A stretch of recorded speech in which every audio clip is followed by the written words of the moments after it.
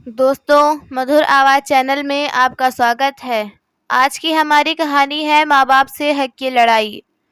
शाम के समय पार्क से सैर करके लौटे प्यारेलाल जी अचानक अपने घर के गेट पर आकर रुक गए। उन्हें फिर से वही नज़ारा याद आ गया जब उनका पोता दीपू इसी गेट से रोता चिल्लाता हुआ हॉस्टल भेजा गया था। अश्रुपूरित आंखों से वे घर के गेट को निहारने लगे। अपने प्यारे पोते की चीखें अभी तक उनके कानों में गूंज रही थीं। माँ का रौब भरा चेहरा और पिता की गुस्से भरी निगाहें देखकर वह बोल रहा था, आखिर कौन सी दुश्मनी निकाल रहे हैं आप मुझसे? मैंने आपका बिगाड़ा ही क्या था जो आप मुझे अपने से दूर कर रहे हैं? फिर अपने दादा का हाथ पकड़कर लिपट कर बोला था, दादाजी, मैं आपको बहुत प्यार करता हूँ। मुझे मालूम है आप मुझसे मिलने ज़रूर आओगे। एक आप ही तो हो जो मुझे प्यार करते हो, लेकिन दादाजी, आपको भी ये कोई इस घर में कहाँ सुनता है। ये लोग इतने पत्थर दिल हैं कि किसी दिन यह लोग आपको भी घर से निकाल देंगे। 12 वर्षीय पोते दीपू की बातें उनके अंतर मन को झकझोर रही थीं। कभी प्यारेलाल जी एक सफल व्यवसायी हुआ करते थे। अपनी मेहनत और लगन से अपार संपत्ति अर्जित की थी उन्होंने। अपने इकलौते पुत्र सुमित की लालन पालन में कोई कमी नहीं रखी थी उन्होंने। माँ की ममता तथा पिता के संरक्षण ने सुमित को भी एक सफल व्यवसायी बना दिया था। परंतु 3 साल पहले हुए एक्सीडेंट के कारण प्यारेलाल जी कुछ समय के लिए चलने से लाचार हो गए थे और उन्हें अपना व्यवसाय छोड़कर घर बैठना पड़ा। परंतु इस दौरान उनकी पत्नी ने उनकी खूब सेवा की, जिसके कारण वे फिर से अपने पैरों पर चलने लगे थे। परंतु कुछ समय बाद ही उनकी पत्नी चल बसी। पत्नी के जाने के बाद अकेलेपन से वे परेशान होकर जब उन्होंने वापस अपना व्यवसाय संभालना चाहा, तब तक सुमित उस पर पूरी तरह से अधिकार जमा चुका था। अपने पिता को उसने साफ साफ कह दिया था कि इस उम्र में आपको दुकान पर आने की कोई आवश्यकता नहीं है। बिजनेस को मैं संभाल लूँगा। आप घर बैठिए और राम नाम की माला जपिए। परंतु उनका घर पर रहना और अपने पोते दीपू के साथ हंसना बोलना उनकी बहू को अखरने लगा था। पत्नी के निधन के बाद अकेले हो चुके प्यारेलाल जी ने अपने पोते पर अपना सारा प्यार उड़ेलना शुरू कर दिया था। लेकिन उनकी बहू को यह बात कतई बर्दाश्त नहीं थी। पिताजी के साथ रहते हुए मेरा बेटा दीपू बिगड़ता जा रहा है। इस बात का हवाला देते हुए उसने दीपू को हॉस्टल भेजने की जिद ठान ली। लेकिन अब पोते को अलग होते देख प्यारेलाल जी का मन चित्कार कर उठा था।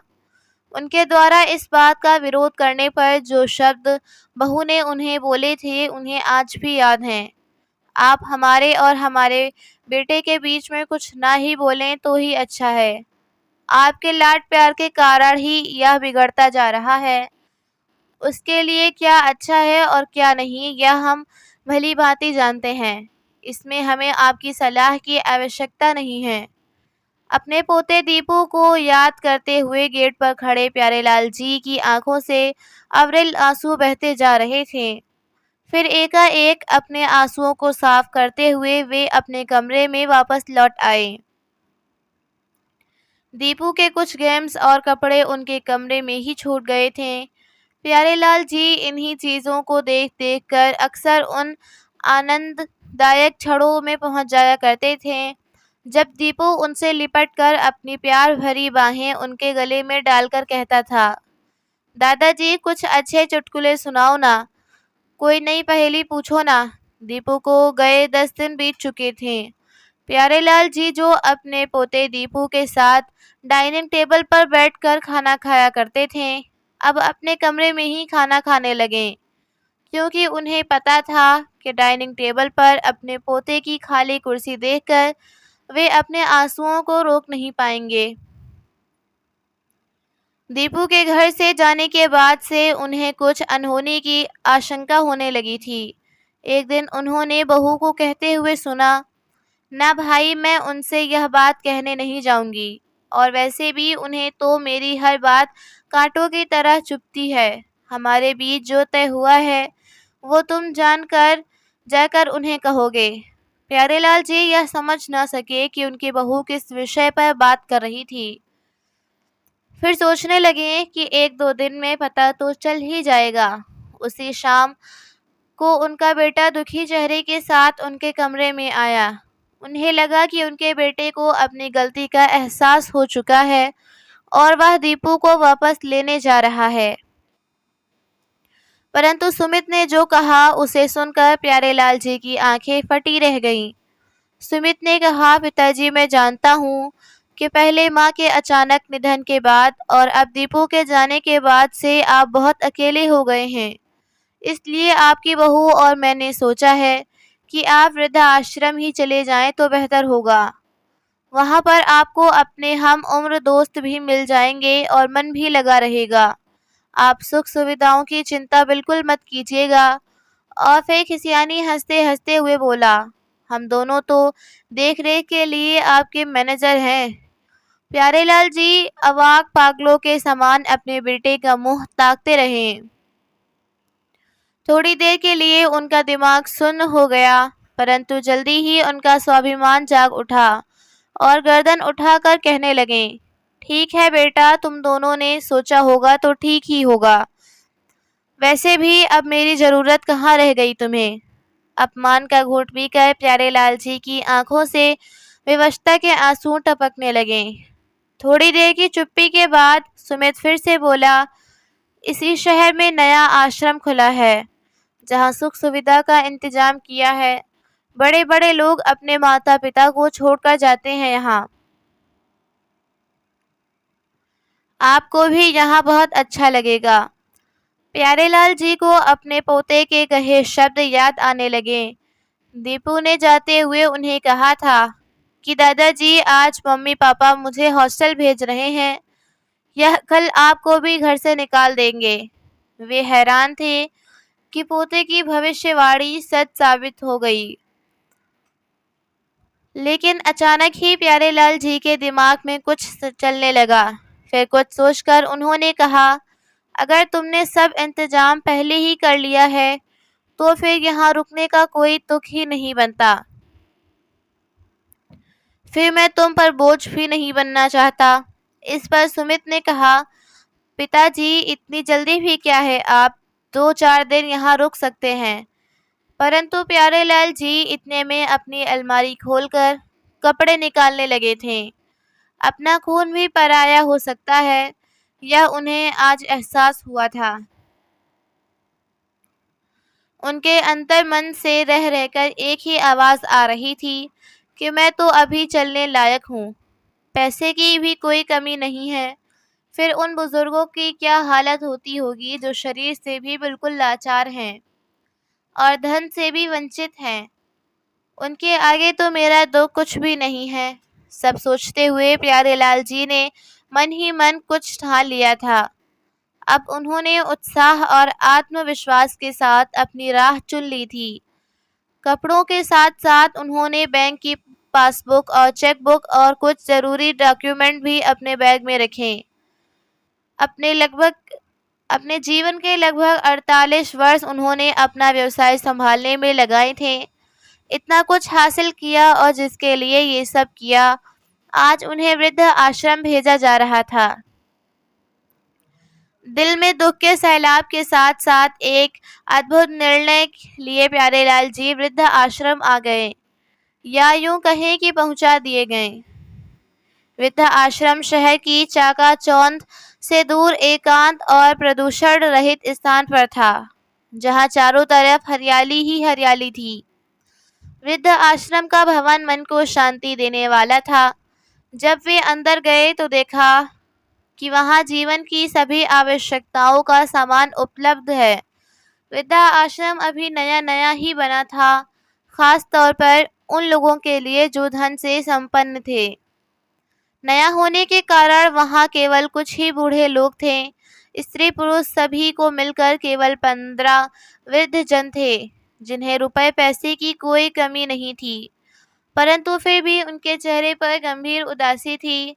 अतीत की छाया उनके चेहरे पर साफ साफ नजर आ रही थी।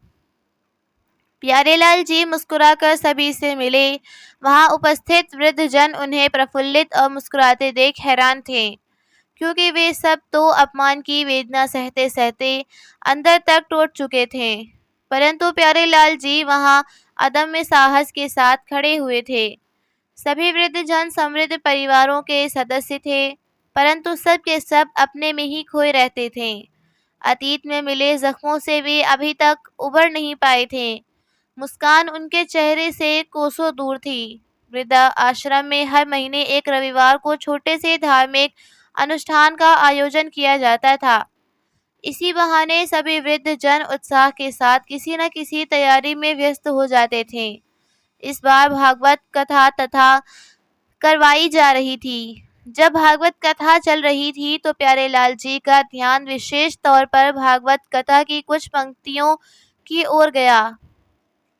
कथा समाप्त होने के पश्चात प्यारेलाल जी ने सभी वृद्धजनों को संबोधित करते हुए कहा, देखिए, यदि आप सभी की इजाज़त हो तो मैं आपसे कुछ कहना चाहता हूँ। मैं इस शहर का एक सफल व्यवसायी रह चुका हूँ। कुछ समय पहले ही मेरी पत्नी की भी मृत्यु हो चुकी है। अब मैं अपने बेटे सुमित के साथ रह रहा था। आप सबके समान ही मुझे भी घर का अवांछित सदस्य समझकर यहाँ भेज दिया गया है। मायूस तो मैं भी बहुत हो चुका था, लेकिन मेरे साहस ने मुझे हारने नहीं दिया और आज भागवत कथा सुनकर जो ज्ञान मुझे मिला है उसे मैं आप सभी के साथ बांटना चाहता हूँ। गीता में कहा गया है, जहाँ पाप का बल बढ़ रहा हो, जहाँ छल कपट हो रहा हो, वहाँ पर मौन रहने से अधिक गंभीर अपराध और कुछ नहीं हो सकता। कभी कभी हम सबके जीवन में एक समस्या अवश्य आती है कि हम किसी ताकतवर के समक्ष मौन हो जाते हैं। हम सभी ने भी ऐसा ही किया, परंतु आज भागवत कथा सुनकर मेरे दिल में एक अदम्य साहस और उत्साह जागृत हो गया। अरे, हम सभी को तो भगवान को शुक्रिया अदा करना चाहिए कि हमारे पास कुछ तो है जिसका हम उपयोग कर सकते हैं। हमें दुनिया को नहीं दिखाना है कि हम अंदर तक टूट चुके हैं। जीवन का यही समय सर्वोत्तम है। यह ध्यान में रखते हुए हमें परोपकार की तरफ कदम बढ़ाने चाहिए। हम सभी लोगों के पास दौलत की कोई कमी नहीं है। वह दौलत जिसे हम सभी ने अपनी मेहनत से इकट्ठा किया था और उसका उपयोग करने का हमें पूरा हक है। हम सभी लोगों ने अपने बच्चों के लिए धन जुटाने में पूरी उम्र व्यतीत कर दी। उसका सिला हमें यह मिला कि आज हम वृद्ध आश्रम में खड़े हैं। क्यों ना जीवन के इस अंतिम पड़ाव पर उन वृद्धों के बारे में सोचा जाए जो तिल तिल कर मर रहे हैं, क्योंकि उनके पास पैसा नहीं है। उनकी जिंदगी आवारा पशुओं से भी बदतर हो गई है। जब हम बुजुर्गों का अपना खून सफेद हो गया हो तो क्या हम परोपकार की तरफ नहीं बढ़ सकते? यदि हम एक दुखिया व्यक्ति को उसके अंतिम समय में शांति और सुख प्रदान करते हैं तो इससे बड़ा नेक कार्य तो कोई और हो ही नहीं सकता। इस दुनिया में देने से बड़ा और कोई सुख नहीं है। मैं अपने बेटे को इस योग्य बना चुका हूँ कि वह स्वयं कमा सकता है। मेरा खड़ा किया हुआ व्यवसाय आज उसके हाथों में है, परंतु मैं इतना तो कर ही सकता हूँ कि मेरी अर्जित की हुई बाकी संपत्ति मैं उन वृद्धों पर खर्च करूँ जो पैसों की कमी के चलते इस वृद्ध आश्रम में नहीं रह सकते, जिनकी जिंदगी सुविधाओं से रहित वृद्ध आश्रमों में रहकर बद से बदतर हो चुकी है।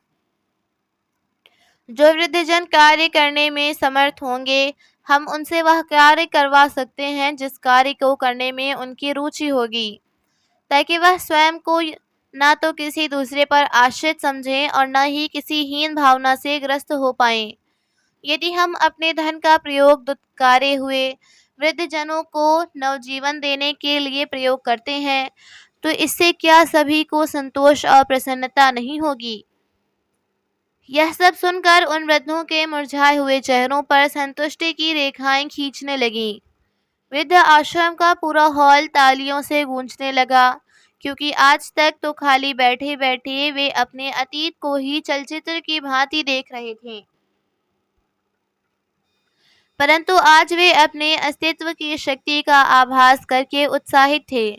सभी लोग बारी बारी से बोल उठे कि हमारी तो बहुत बड़ी बड़ी कोठियां हैं, हम उन्हें वृद्धों का निवास स्थान बनाने के लिए जरूर देंगे और ऐसी जगह का निर्माण करेंगे जहां ऊंच नीच और जात पात का कोई भेदभाव नहीं होगा। प्यारेलाल जी की आंखें खुशी के कारण गीली हो गईं। उन्हें एहसास हुआ कि अब इस मुहिम में वह अकेले नहीं हैं, उनके साथ 15 अन्य लोग भी हैं। सभी वृद्ध जनों की आंखें आत्मविश्वास से चमक रही थीं। शाम के समय जब अन्य वृद्ध जनों के साथ प्यारेलाल जी भी खाना खाने बैठे, तो अपने पोते दीपू को याद करके उनकी आंखें आंसुओं से छलक पड़ीं। कारण पूछने पर उन्होंने अपने मित्रों को अपने पोते के साथ हुए व्यवहार के बारे में बताया। सभी लोगों ने उन्हें सलाह दी कि वे अपने पोते से मिलने के लिए एक बार उसके हॉस्टल में जाएं। प्यारेलाल जी को उनकी यह सलाह बिल्कुल सही लगी। अगले दिन उन्होंने अपने पोते के लिए उसके पसंद के ढेर सारी वस्तुएं खरीदी और उसके हॉस्टल पहुंच गए। जैसे ही दीपू ने अपने दादाजी को देखा तो खुशी से चिल्ला उठा और झट से आकर उन्हें अपनी बाहों में लपेट लिया। दादाजी, मुझे मालूम था कि आप मुझसे दूर रह ही नहीं सकते। मैं जानता था कि आप मुझसे मिलने ज़रूर आओगे, लेकिन दादाजी, मेरा यहाँ पढ़ाई में मन नहीं लगता। मायूसी भरे स्वर में दीपू बोला तो प्यारेलाल जी उसे समझाते हुए बोले, अरे बेटा, अगर पढ़ोगे नहीं तो जीवन में कामयाबी कैसे हासिल करोगे? पढ़ लिख कर तुम्हें अपने दादाजी का नाम रोशन करना है। चलो अब मुझे अपने सभी दोस्तों से मिलवाओ। प्यारेलाल जी ने कहा तो दीपू ने अपने दादाजी को अपने दोस्तों से मिलवाया। तो प्यारेलाल जी ने भी उसकी मनपसंद चीज़ें उसके हाथ में थमाते हुए कहा कि अपने दोस्तों के साथ मिल बांटकर खाना। कई घंटे अपने प्यारे पोते के साथ व्यतीत करके आज वे बेहद संतुष्टि का अनुभव कर रहे थे। फिर थोड़ी देर बाद दीपू ने अपने दादाजी से पूछा, दादाजी, मम्मी पापा कैसे हैं? तो उन्होंने मुस्कुराते हुए जवाब दिया, बेटा, अब मैं घर में नहीं रहता हूँ। शहर में ही एक वृद्ध आश्रम है, मैं वहाँ ही रहता हूँ। इस पर दीपू को गुस्सा आ गया और चिल्लाकर बोला, मैं जानता था दादाजी, उन्होंने आपको भी घर से निकाल दिया है। लेकिन दादाजी, आप चिंता मत कीजिए, जब मैं बड़ा हो जाऊंगा तो हम एक अलग घर में रहेंगे। तो हंसते हुए दादाजी ने कहा, बेटा, वह तो मेरा मन नहीं लग रहा था तेरे बिना। इस कारण तेरे माता पिता ने मुझे आश्रम में भेज दिया है। मैं सच समझता हूँ दादाजी, वे लोग हम दोनों से प्यार ही नहीं करते, इसलिए तो हमें दूर कर दिया। तो दादाजी ने दीपू के माथे को सहलाते हुए कहा, बेटा, वे तुम्हारे माता पिता हैं, तुम्हें उनके बारे में ऐसी बातें नहीं सोचनी चाहिए। वे जो कुछ कर रहे हैं तुम्हारे भविष्य को उज्जवल बनाने के लिए ही कर रहे हैं। फिर हॉस्टल में अन्य बच्चे भी तो हैं, सब तुम्हारे दोस्त बन गए हैं, इससे ज़्यादा और क्या चाहिए? फिर दीपू एकटक अपने दादाजी की तरफ देखने लगा और मासूमियत से बोला, दादाजी, आपका घर कहाँ है? मुझे भी देखना है। तो प्यारेलाल जी की आंखों में एकाएक आंसू आ गए। फिर उन आंसुओं को बड़ी कुशलता से छिपाते हुए कहा, बेटा, हमारे घर में तो सभी बूढ़े लोग हैं, वहाँ तो तुम्हारा मन भी नहीं लगेगा। मैं ही तुमसे मिलने आता रहूँगा। वृद्ध आश्रम से वापस लौटने के बाद प्यारेलाल जी काफी देर तक निराश और उदास बैठे रहे। फिर एकाएक उनके मन से आवाज उठी कि भावुकता में रहकर मुझे अपना लक्ष्य नहीं भूलना है। मेरा लक्ष्य मेरे सामने है और इस समय बहुत से हाथ मेरी सहायता के लिए तैयार है, इसलिए मुझे अपना लक्ष्य भूलना नहीं चाहिए। यह सोचकर अचानक जबरदस्त उत्साह के साथ खड़े हुए और आश्रम के अन्य वृद्धों के साथ बैठकर बातचीत करने लगे। प्यारेलाल जी बोले, आप लोगों में से जो कोई भी अपना मकान या ज़मीन वृद्धा आश्रम के लिए खुशी खुशी देना चाहते हैं तो अपना हाथ खड़ा करें। वहां पर बैठे सभी लोगों ने हाथ उठाया।